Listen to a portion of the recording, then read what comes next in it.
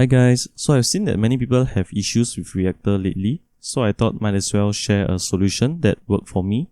So the kind of error I faced is this.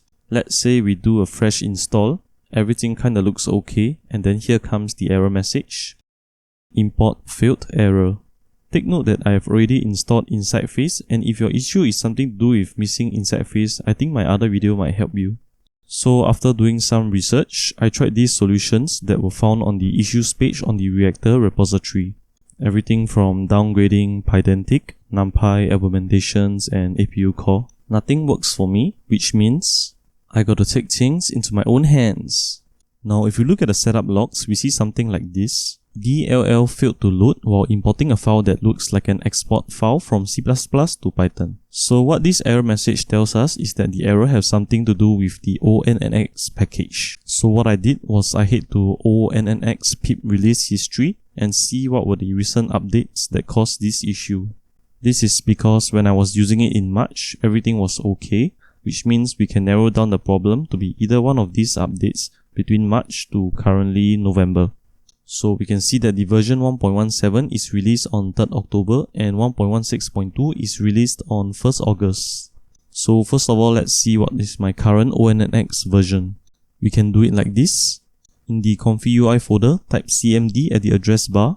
Then we type /python embedded /python.executable.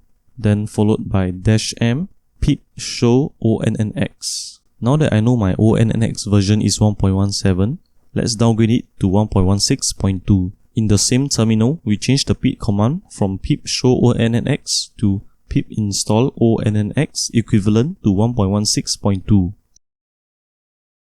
We then restart our ComfyUI and we can see here that the error message is still there. So let's downgrade it further to 1.16.1 and restart again. And there we go, it is finally working as per usual. Let's do a quick test. Alright, it's working fine. If we look at the requirements page of ReActor, we can see that they only require any version above 1.14.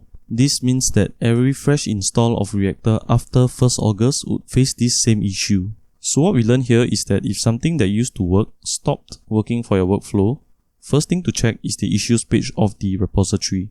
See what others have tried. If nothing works for you, then find some clues based on the error messages and trace backwards to find the cause of the error. Hope this helped to solve your issues. If you learned something from this video, do help to leave a like and subscribe for more content like this. It will really help the channel grow and serves as a motivation for me as well. If you face any difficulties following the videos, do also leave a comment and I will try my best to help you. And remember, don't stop leveling up.